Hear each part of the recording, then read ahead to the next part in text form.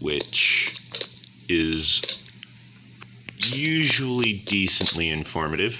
I try and make it somewhat entertaining for my viewing audience. Let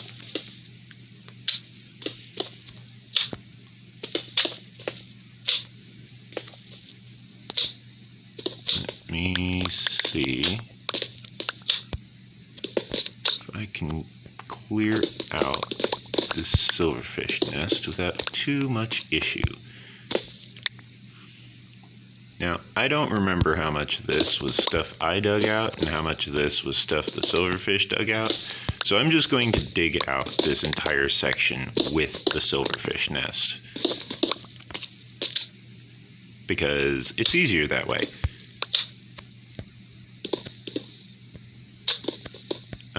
If I run out of time recording the video, I will finish clearing out this silverfish nest, which stretches upwards here, as you are quite clearly capable of seeing. One benefit of silverfish nests is that they do not infest ore yet. I would not put it past Mojang to introduce that behavior to silverfish. They might decide they like that idea and they might use it. Therefore, I do not plan on suggesting that one to them, because I don't want silverfish infesting all of the ore. That would be truly disastrous. You know, because there are some people out there who just have the worst luck and just constant silverfish because RNG, you know. But that's kind of based on world seed. So if you manage to actually have that much bad luck, it's probably because of the world you generated, not because of you. That's just a per world thing.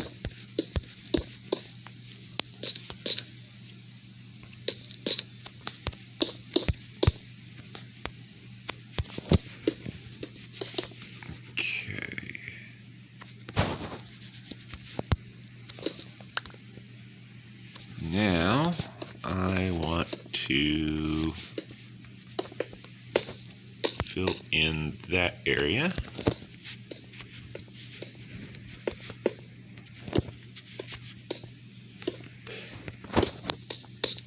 There we go.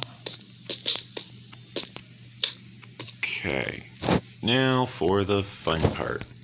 Clearing out this entire section of all of its stone and cobblestone and various other materials.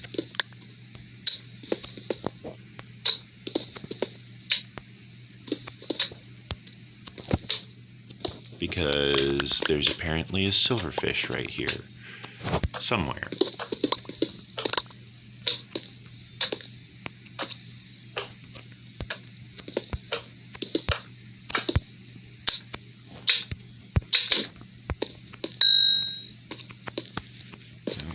Okay, and we've got these two, we've got these two.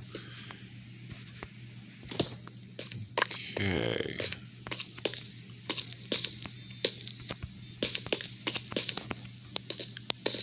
As I mentioned, I do not know where in this section of space the silverfish actually is. Therefore, the only way I can be sure of, nailing it, is to go ahead and just do complete coverage of the area, basically. I need to go around and make sure that I have neutralized every potential spawning area of the silverfish. Oops, too far. Okay. Oh, actually, no. I do want this one. Yeah. out to here. And then I want it up to here.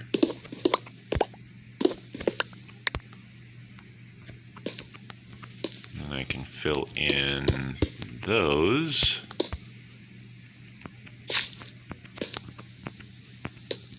And then I can actually break some of these,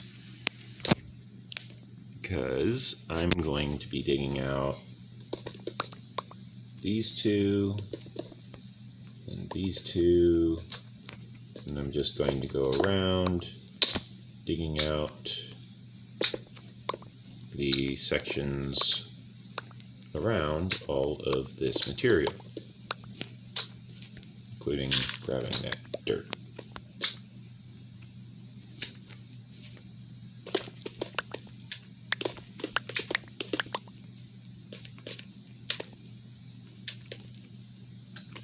And let's go ahead and dig out down here as well.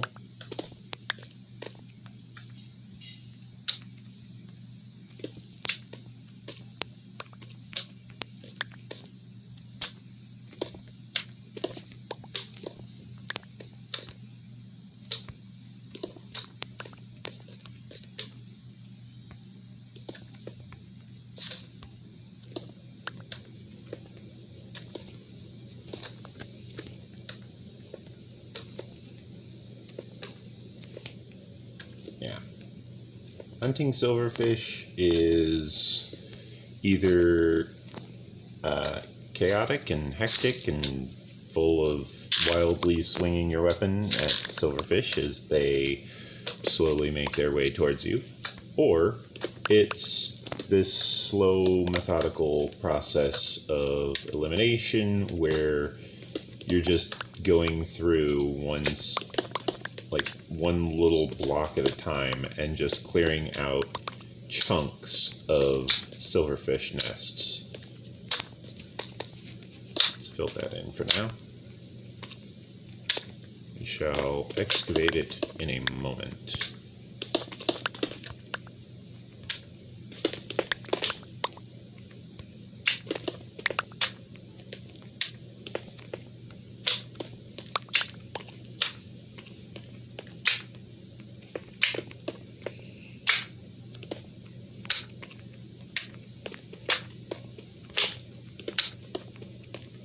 I don't remember where I filled that in.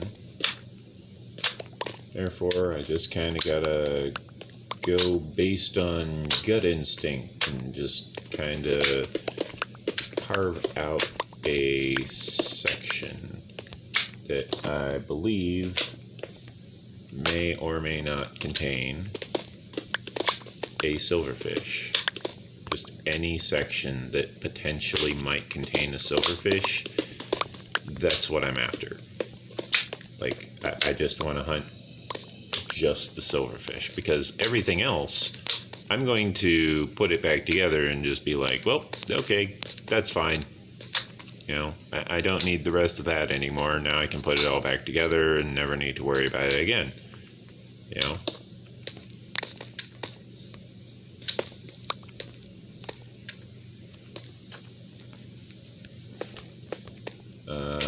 Similar to right here, I have dug out this entire area here, and now that I have, I don't really need this entire area dug out, meaning I am fully capable of just going over and filling it all in.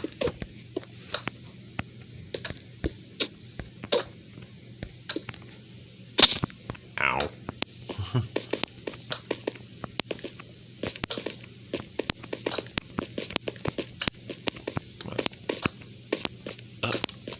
There we go.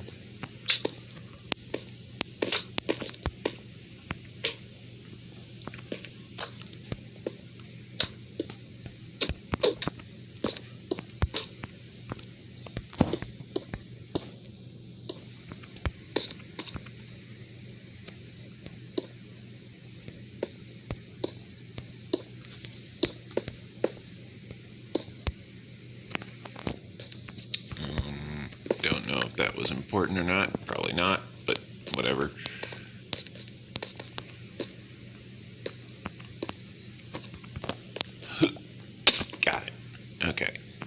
That was what I wanted. I wanted to pick up the item that was floating up there because it was floating up there and I didn't want it despawning.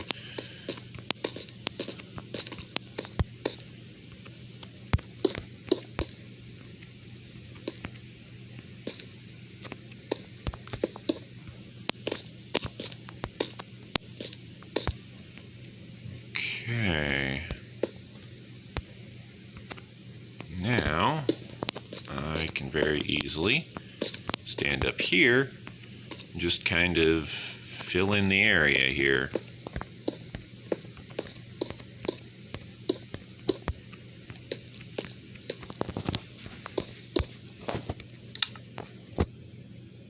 Which is good because I apparently am otherwise full on my inventory. Which is a little bit surprising, if I'm gonna be honest.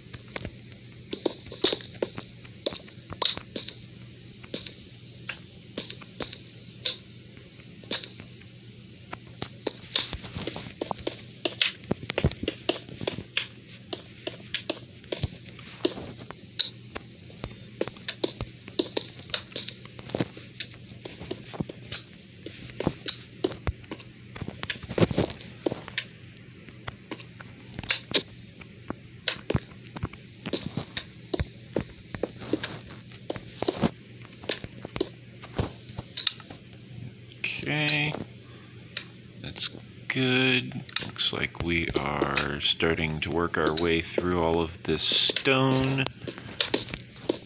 That is very good news.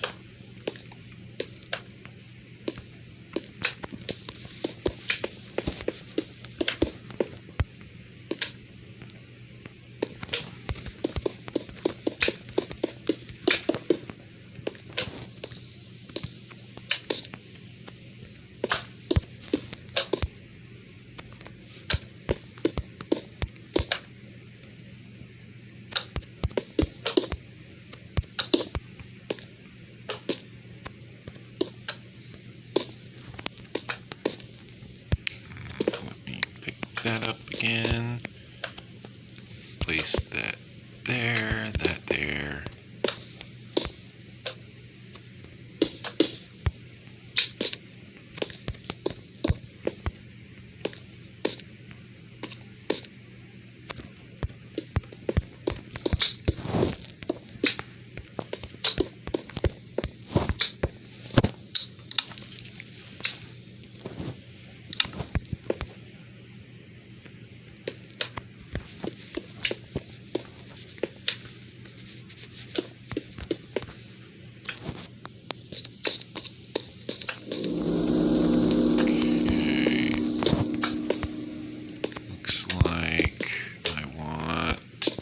Something along the lines of this.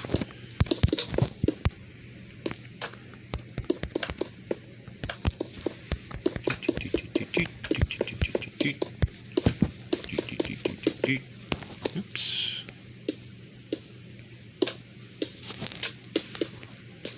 There we go. Wow, it's a good thing I have so much stone. I'm just kind of using all of it to fill in this silverfish hole, as well as all of this ore that I collected from this same silverfish hole. This was one very profitable silverfish nest.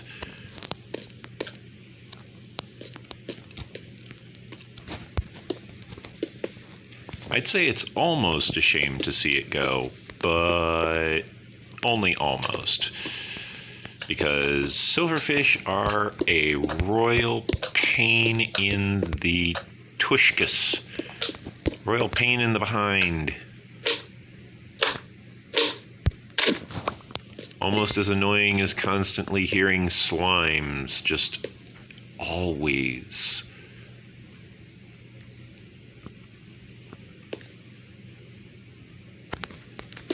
Like, constantly. Those things are always spawning down here. I am so looking forward to installing half slabs all over the place, because I want to stop those things from spawning. Good Lord, are they noisy.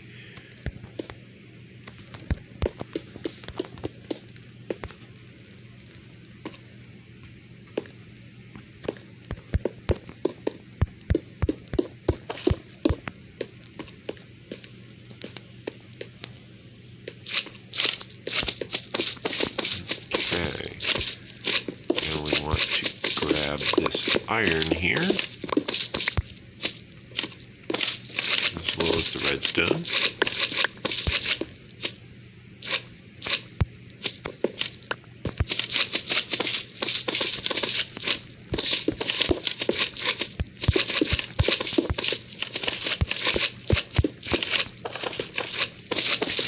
Okay. Ooh, gold. Okay. We also want to fill in that. Primarily gold. Heck yeah. Okay. Fills that in.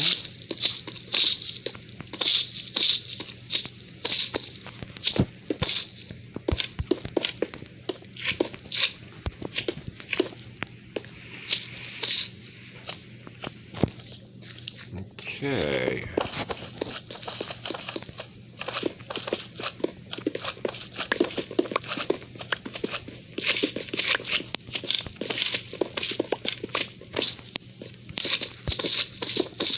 Now for the lovely task of excavating all of this material out of this little tiny area here.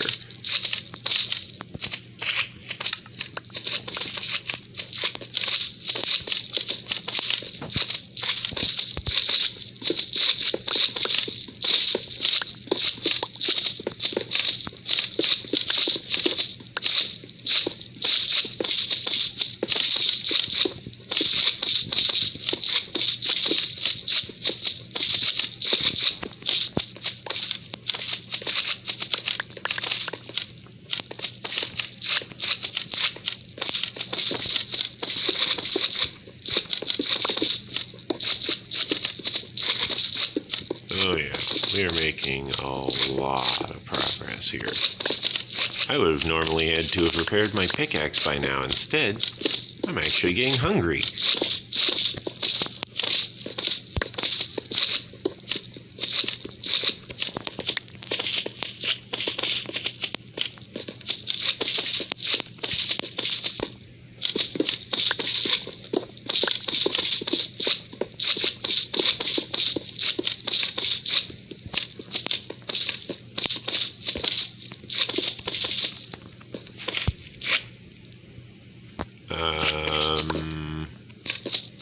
Okay, I guess they're trying to get in touch with me to let me know that they want to play D&D. Hi, Demu. You probably can't hear me at the moment because A, you never watch my videos on YouTube, and B, because you're not currently in any form of voice call with me, Demu. But you know, you're here metaphorically. You're here in spirit, as they say. And that's good enough. Therefore, like, you know, here's your online shout out. Hi, Demu. How are you?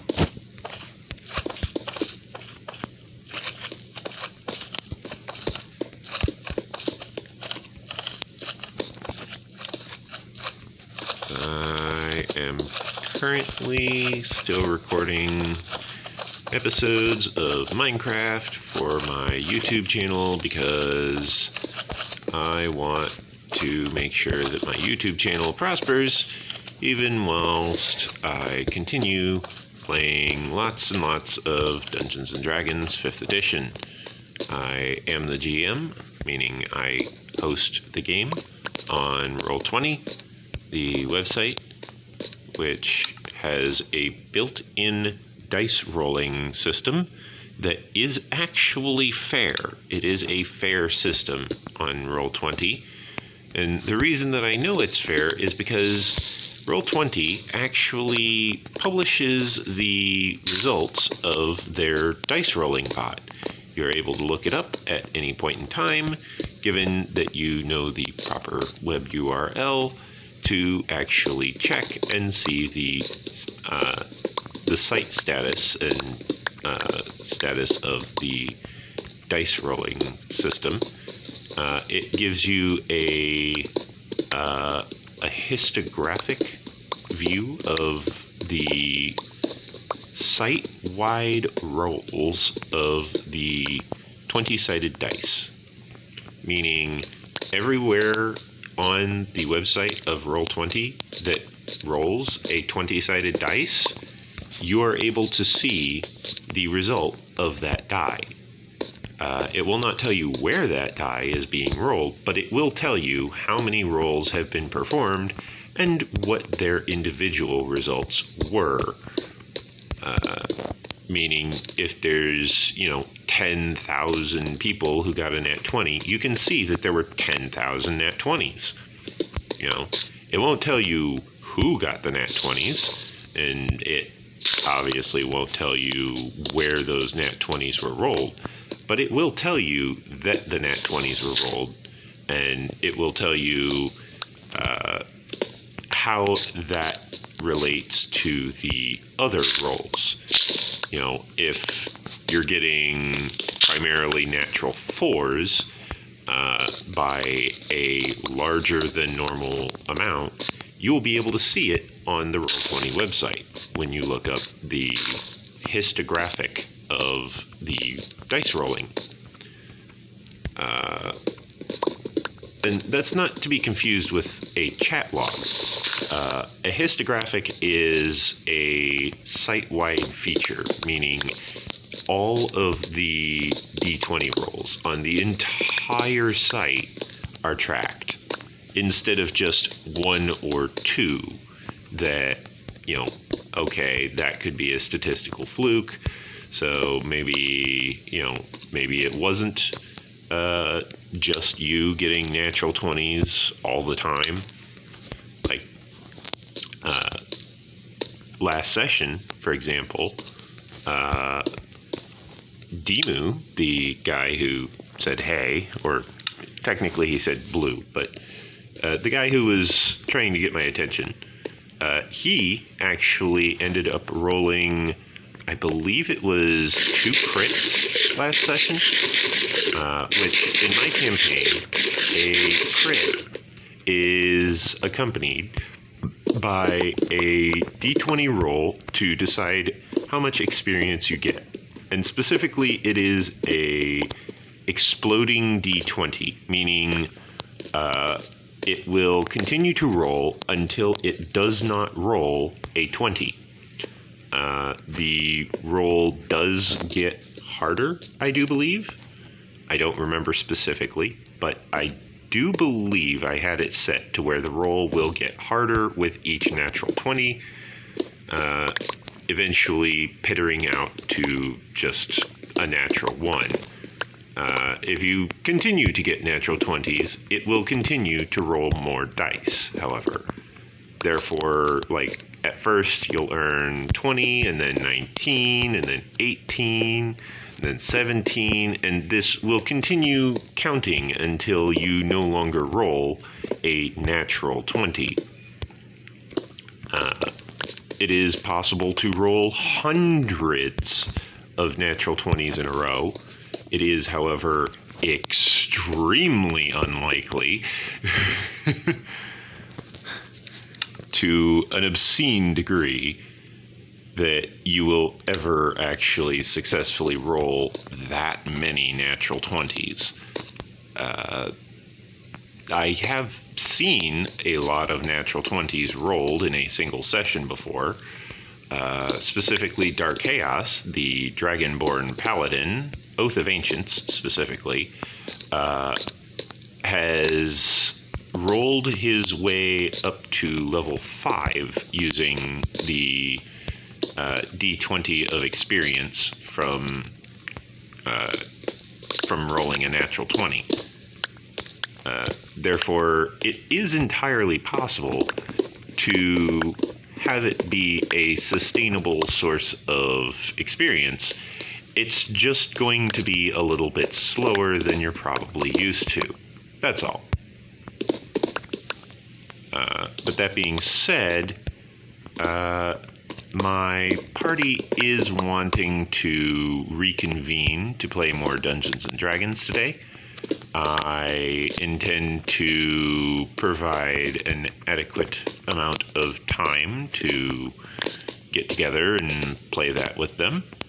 The Dragonborn was wanting to rejoin the party, as it were, because he was technically just chilling in town as he worked on his skeleton's plate mail, his pet wolf spider, getting its bone armor barding. That's what it is. It's a bone armor plate mail barding made from the hide of a phase spider, phase spider that we had fought before, and now we have a dead phase spider, and we have this giant wolf spider, and the giant wolf spider is a little bit squishy, but it is small enough that if he wanted to, he is able to craft the phase spider armor or the phase spider carapace into a form of plate mail barding for his giant wolf spider, because the phase spider is a large, whereas the giant wolf spider is only a medium. He is making very good use of this fact, as well as making very good use of crafting rolls, which are being performed in the fashion of hold on.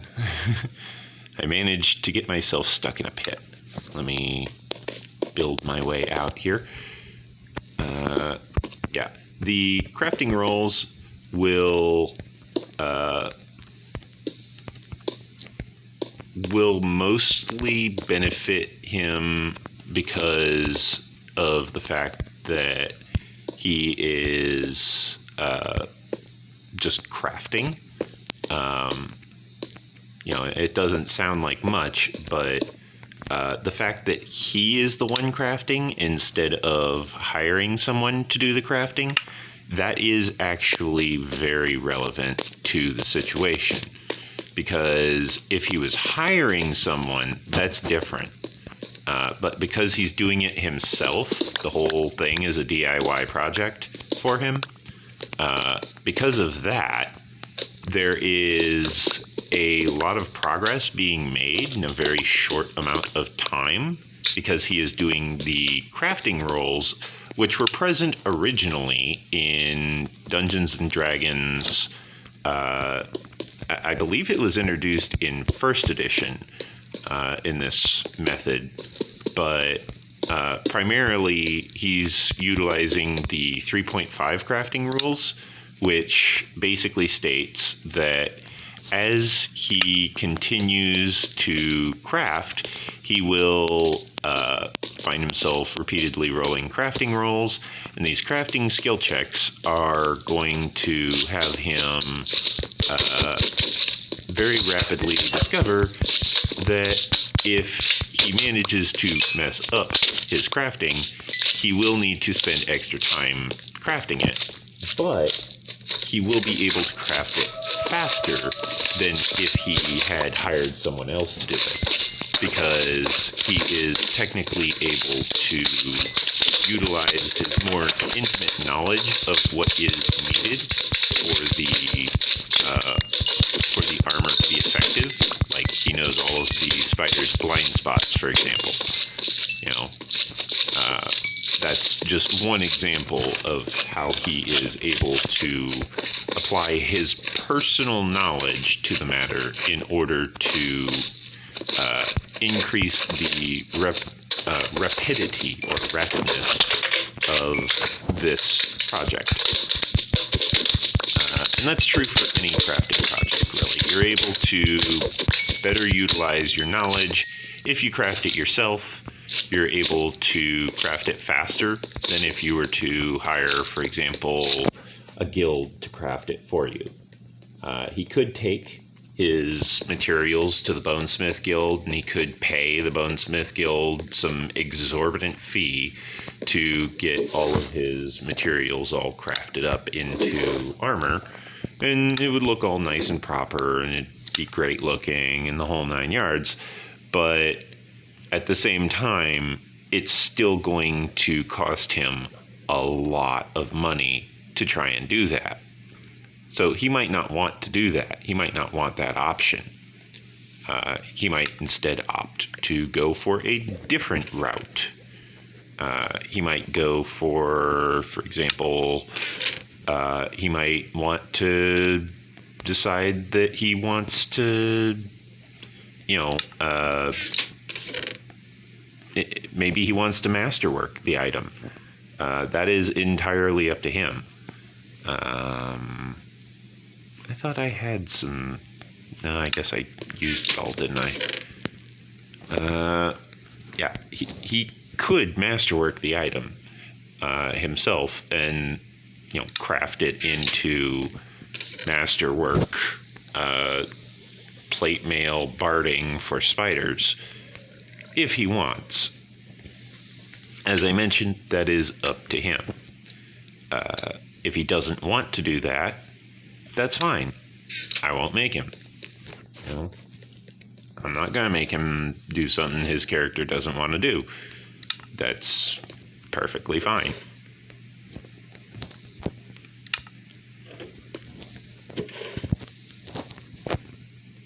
However, if his character does want to, reduce their workload, maybe they're tired of crafting and they want to go out adventuring, they can do that. All they have to do is just follow the basic instructions and everything will be going just fine. Let's see, I want to fill in these. And then I want to go over here to this crafting table because I need to craft more slime blocks because I have so much slime on me.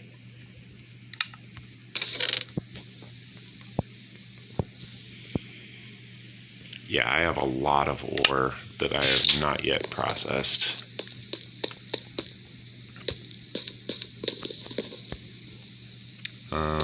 Unfortunately, it seems as though I have run out of andesite, which is a bit of a shame, really, because andesite is a good block. It looks nice, it works nice, it's a good block. It's good material, it's easy to work with, works great, and more importantly, if I really, really wanted to, I could actually pretty easily repair my pickaxe.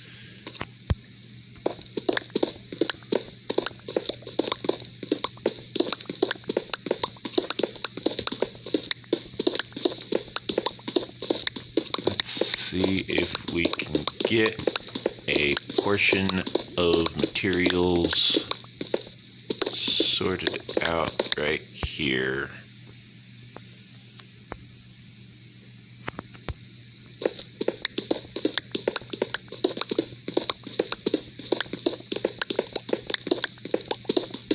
Yeah, I think I might just have to kind of dig out this whole area and fill it back in because of areas like this where, like, just from below it kind of might not look right, but from above it definitely doesn't look right. Therefore I kind of just gotta go through and fill it in proper.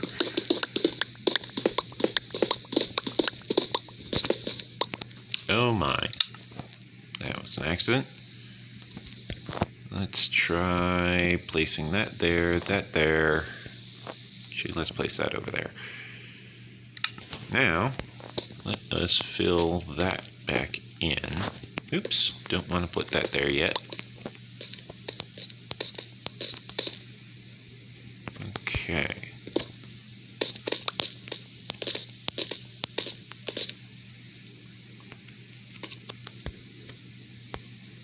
What's up here? Oh, that's a staircase. Okay. Run down here, make sure everything's all groovy. Ah, that's gonna be a problem. Okay. So, not everything is exactly groovy because of this. This gigantic gap in the ceiling / floor. This was made by gravel mixed with silverfish.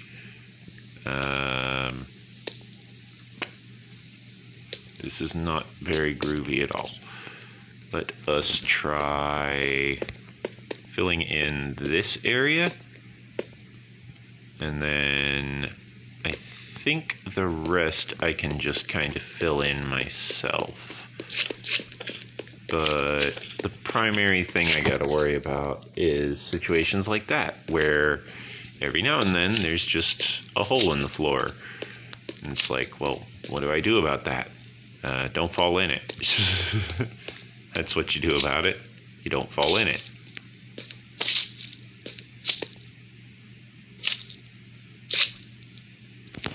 Oh, that was actually there for a reason.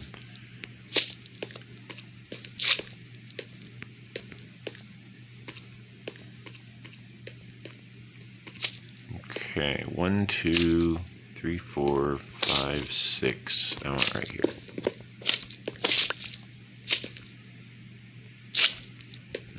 Okay.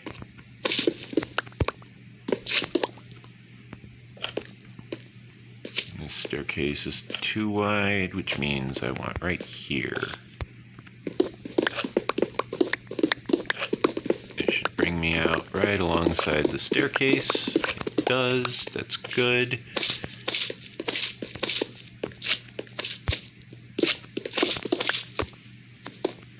I want to additionally make sure that the staircase is made of proper materials. Back off, slime.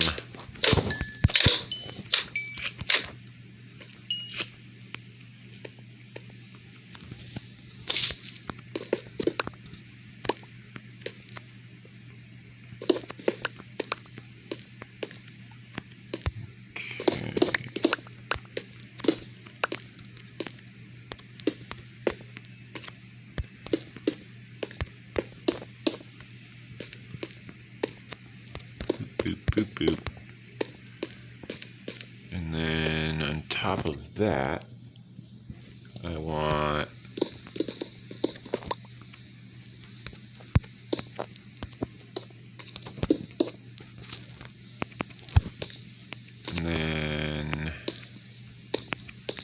to actually drop down here and retrieve these, because I additionally want to dig out these.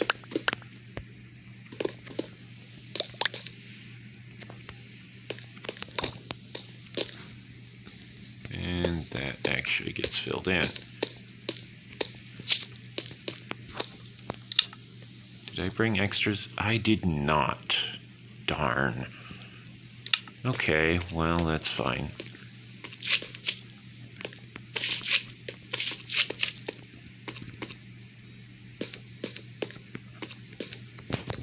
Instead, I shall make do by just advancing my way in this direction. Now, as far as the misadventures of the party is concerned in my campaign, currently the party is dealing with cleanup after taking out a group of harpies, and the harpies were additionally combating a Tyrannosaurus Rex, which had attacked the party. They were hostile to each other, but they never actually fought each other. The harpies could not charm the Tyrannosaurus Rex. It was not a humanoid nor a giant. Therefore, it was immune to the harpy song.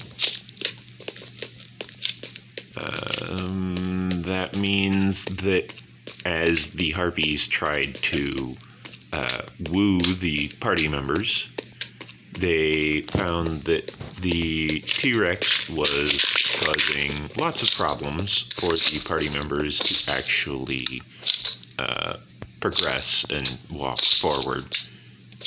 Specifically, the party members were not exactly easily able to walk forward because the T-Rex was within melee range of most of the party members. However, after the monk had managed to leap onto the Tyrannosaurus Rex, which slammed into the side of the carriage, it was attacking the carriage. It was getting ready to tackle the carriage, actually.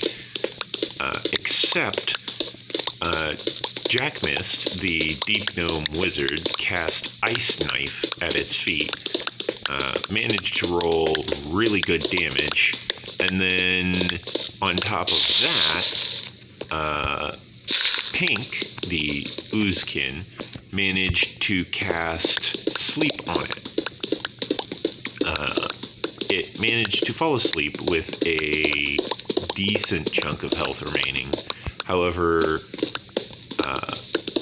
when the harpies were singing to the party members, the party members found themselves suddenly going down very rapidly because of this Tyrannosaurus Rex. The monk was not very appreciative of this, and after the Kenku monk had finished grappling the Tyrannosaurus Rex, the monk proceeded to do a lovely Shoryuken maneuver on the Tyrannosaurus Rex in order to give it one massive knockout blow. This specific strike was utilized in order to both provide a means of stress relief for the Kenku, as they were not exactly feeling very happy about the fact that they just got knocked out by a T-Rex biting its way across their back after it slammed the Kenku into the carriage. The Kenku had climbed on top of its back, and the T-Rex, thinking fast, decided, well, I'm just going to shake him off me by slamming him into something. So it slammed him into the carriage, and the Kenku was not feeling all that great afterwards, but they survived. They proceeded to then start wandering in the direction of one of the harpies. They fell unconscious, however, they did manage to succeed on their wisdom save in the process, which meant they were now immune to that harpy as they fell unconscious. Not the best result one could hope for, but it's a result, and it is effective. There's only so much one can actually hope to accomplish at one time because things go wrong. It happens. That's just, that's the basics of life as people have come to understand it, because things go wrong all the time. Not everything in life goes right, but usually things do go right. Sometimes they don't, and that's fine too.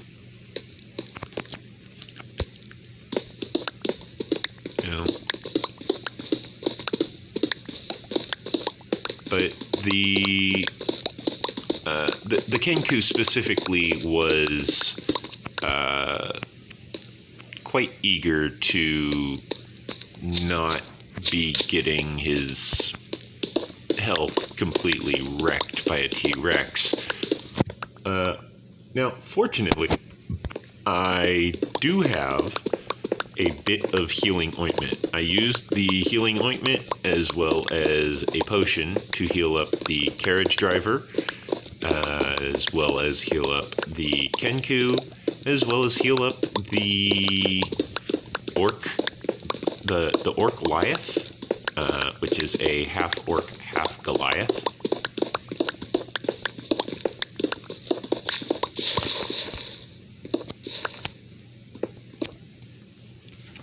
One thing that specific player, which is Demu, you saw him message me earlier, one thing that specific player seems to continue to forget is that he is half orc. He is not a half orc, he is half orc, meaning when we look up his lineage, we're looking up his orc parent and his Goliath parent. If he was a quarter orc, that would make his parent a half orc, but he is a half orc, half Goliath. Therefore, he is a orc mother with a Goliath father, specifically. We are using a specific homebrew rule set for the half-breed species. I liked it because it provided a half-breed species for all of the common D&D player races by basically mixing various stats and bonuses that each one gets as they continue to level up and grow, and basically all of the racial modifiers are sort of a choose-your-own-adventure type of situation. Is this not going to... No, that's not going to help. Okay. Well, in that case, since option A won't help, let's go with option B. Proper lighting. 1,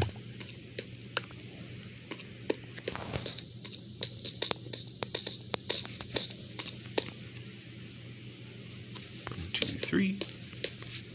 That one, and that one, and that one.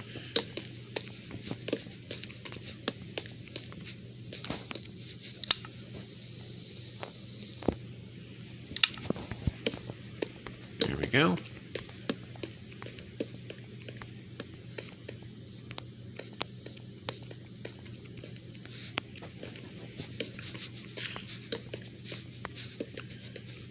Yeah, the Orc Goliath is a Rune Knight fighter. They have the Hill Giant's Might effect, I believe it was. Might of Hill Giants, as they say. That is my phone letting me know I have a low battery, which is kind of fine. I am aware that my phone has a low battery. I have not had it plugged in for a very long time today. That is fine. It is expected.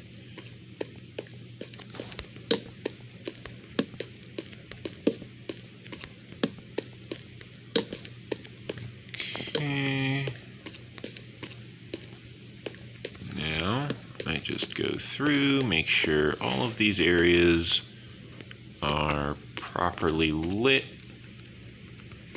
to some degree or another.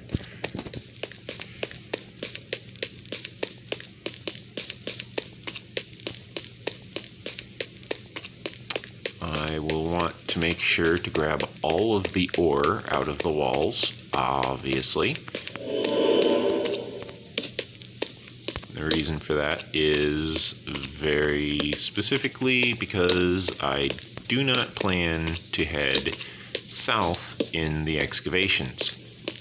I plan to continue heading north in order to properly develop my my dig site here.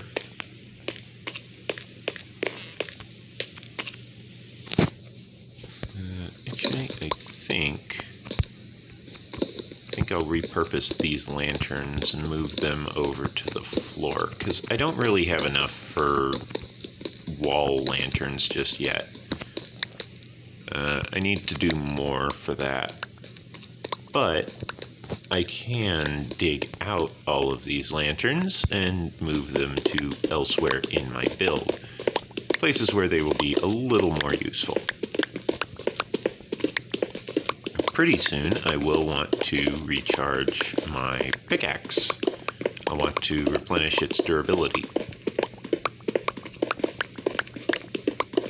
However, currently I have a more pressing concern of just trying to navigate through this lovely wasteland that I have excavated so far. I need to remember, as I fill in all of these areas, that the lanterns need to be adjusted for the fact that the area in which I am working is not going to be very consistent in the whole aspect of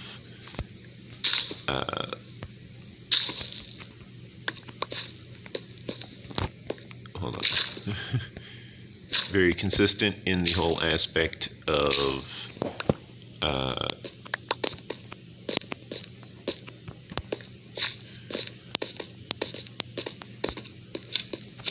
the area that I'm working on is not going to be very consistent in the aspect of, excavating.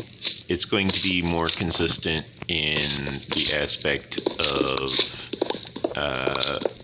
gathering materials, but not so much with excavations.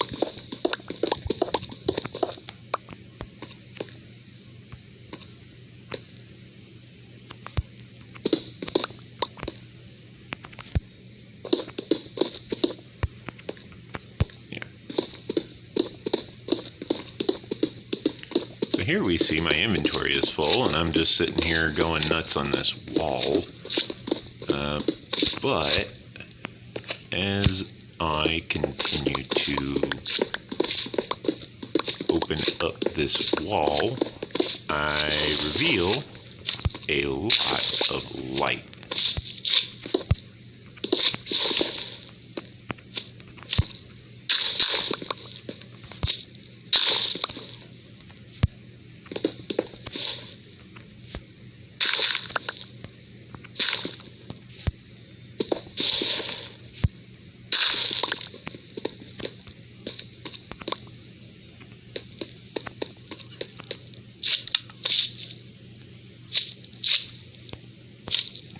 Okay,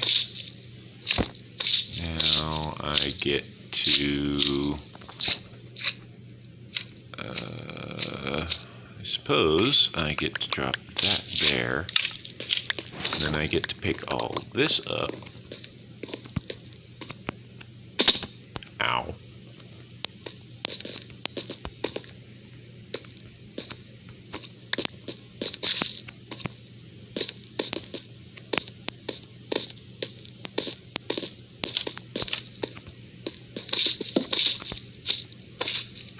Oops.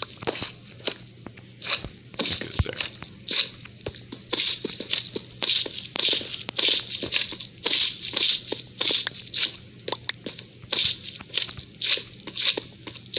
Okay. Now, to the fun part. Using stone to place in